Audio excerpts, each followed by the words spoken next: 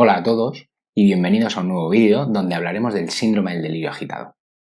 El síndrome del delirio agitado es una entidad que causa agitación en la persona a nivel físico y mental inducido por el consumo de sustancias. Se desconocen las causas que originan este fenómeno, pero parece haber consenso en que el consumo prolongado durante mucho tiempo de sustancias genera un desgaste en los neurotransmisores del cerebro de la dopamina, y esta influye en el movimiento, pudiendo ser el origen de esta patología. Una palabra que se nos tiene que quedar muy importante son las catecolaminas. Son las neurohormonas que genera nuestro cerebro para provocar estrés en nuestro cuerpo.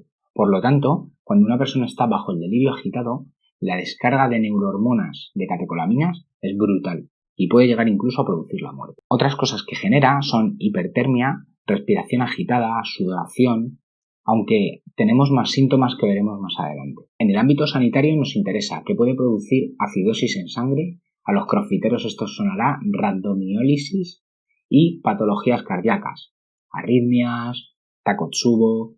Lo que sí está claro es que estas personas suelen fallecer de manera súbita por un fallo cardiorrespiratorio. Y también tenemos una cosa clara, y es que la ciencia hoy en día no encuentra consenso en cuáles son las causas de la muerte. Algunos autores señalan la hipertermia, otros las catecolaminas y otros las patologías cardíacas. Pero los forenses tienen serios problemas a la hora de determinar la causa de la muerte.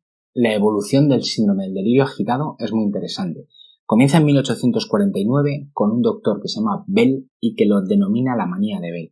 Empezó a estudiar pacientes que entraban en su psiquiátrico con este cuadro de agitación y que fallecían en días o semanas por un cansancio extremo, normalmente de un paro cardíaco.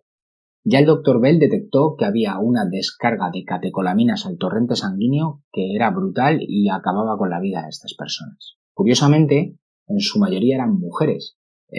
Parece ser que esto es debido a que los hombres que originaban un disturbio en la calle no eran tratados como enfermos mentales, sino como delincuentes comunes y eran llevados a prisión.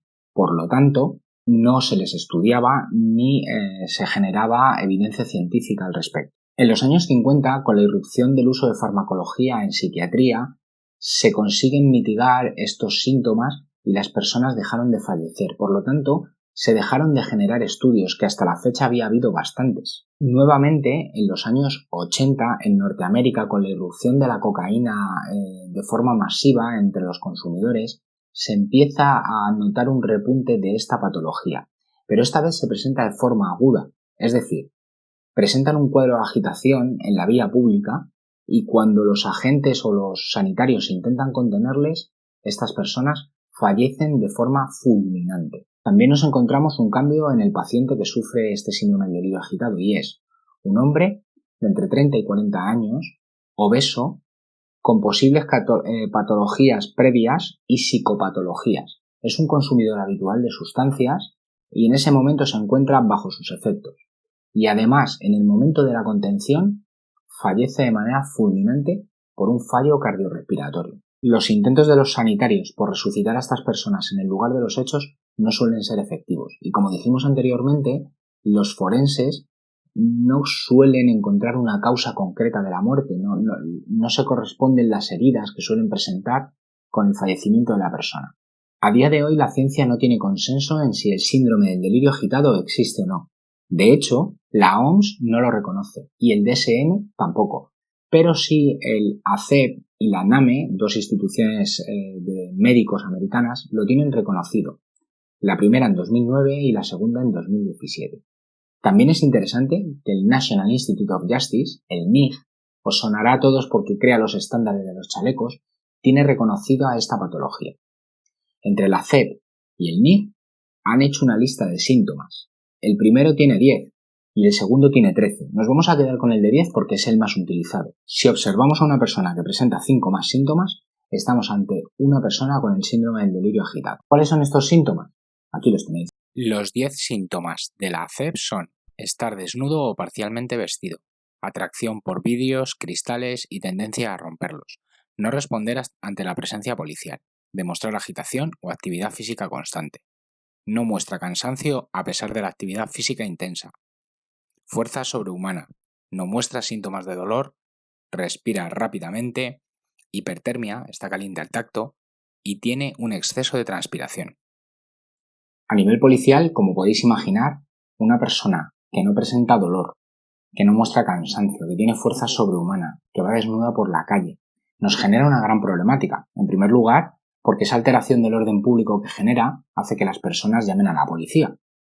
Cuando los agentes se personan en el punto, se encuentran a una persona extremadamente difícil de controlar. Es más, hoy en día, con el tema del COVID, esa persona probablemente vaya con fluidos corporales. Por lo tanto, es especialmente difícil para la práctica de nuestras funciones poder contener a esta persona de una forma congruente, oportuna y proporcional. Como he dicho anteriormente, no muestra dolor. A la hora de intervenir con ellos hay que extremar las precauciones. Como se citó anteriormente, la descarga de catecolaminas puede llegar a ser letal y esta persona sufre un estrés desproporcionado.